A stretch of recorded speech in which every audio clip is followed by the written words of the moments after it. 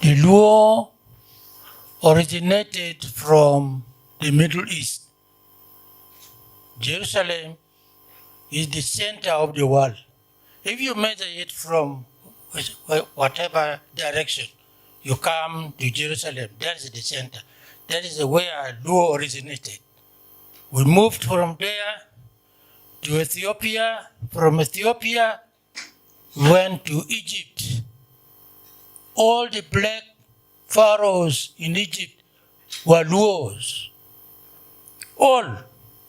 For over 450 years, we were in Egypt. Something happened that we were pushed away from Egypt. We followed the Nile up to where the Blue Nile joins the White Nile. We got stuck there. We say Khartoum, but the Arab did not come. So it has become Khartoum now. Now, when Luo built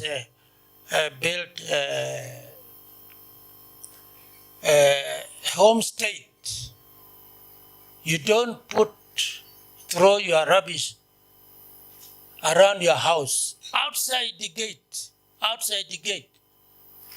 That has become what you know now as Omdurman.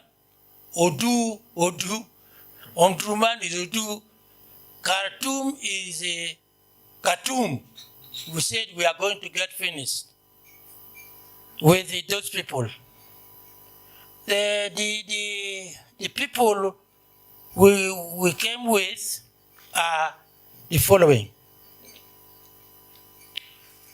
the Luo, the Langi, the Teso people, the Maasai, and Kalenjin. But the Langi, the Luo, the Langi, Kalenjin, and Maasai and Teso went back to Ethiopia. When we were waiting for the Arab to come, they ran away to Ethiopia. After many years, the Blue Nile dried up because there was terrible drought in Ethiopia. So they crossed, they went to Kenya. The Langi came from there up to here, and they were very nomadic. They moved from place to place. And they were good fighters. The Luo used to fear the Langi for fighting, for the sake of fighting. So the Langi, they actually will teach their children. People, you hide yourself because the Langi will fight you for apparent no reason. They actually used to sing to teach their children to hide away from the Langi because they were fighting us. They did not know that we were together in Egypt because those who came were great-grandchildren of the Langi. We stayed with them there. And then from Sudan, we followed the Nile up to Amor here, where Labongo and Gipi separated. Very interesting. When Labongo separated with his brother, because the wife of Labongo came out, it was very misty morning. She came out, Labongo went for hunting expedition. But when his wife came out, he heard something huge was moving behind our house. She made an alarm. Gipi ran and said, why did you make an alarm? The woman pointed to the direction of the house, behind the house.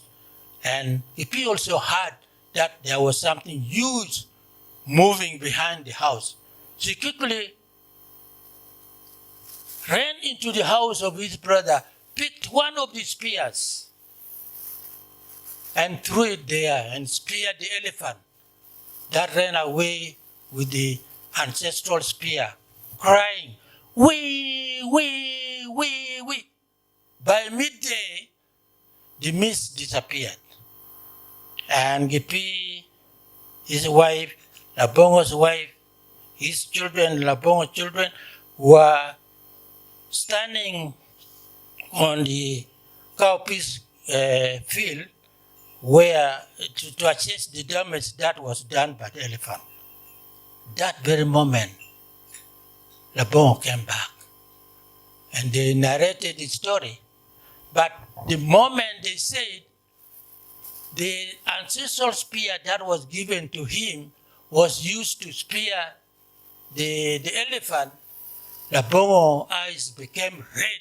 Said, "My brother, were you not there when my father handed over to me the ancestral spear, that if my time came to go to a place of no return, I should give it to, pass it on to my elder son?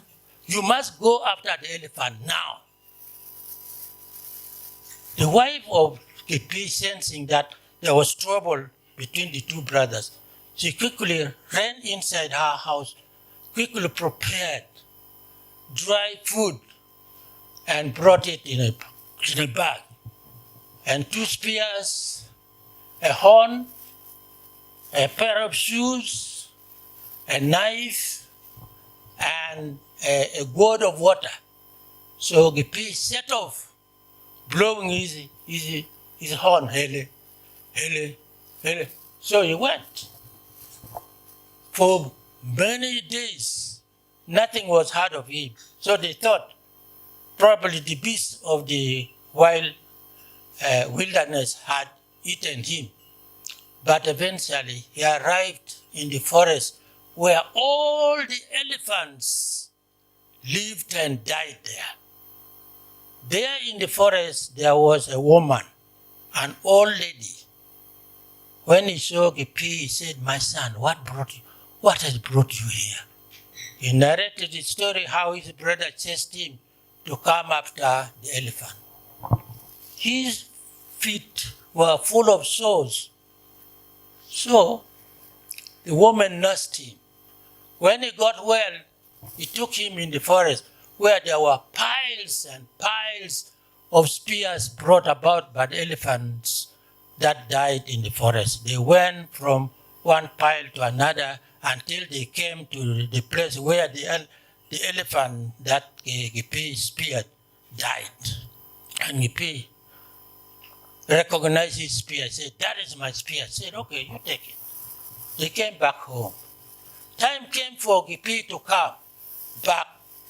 So this woman prepared for him dry food and also sandals for him. Besides, he gave him the most beautiful beads that the Luo people had never set eyes on. So Gipi eventually arrived around 4 o'clock. 10 o'clock in the morning, blowing his horn, hele, hele. And when the children heard their father coming, they ran to greet him. He came past the children without greeting them. He went straight to his brother's compound and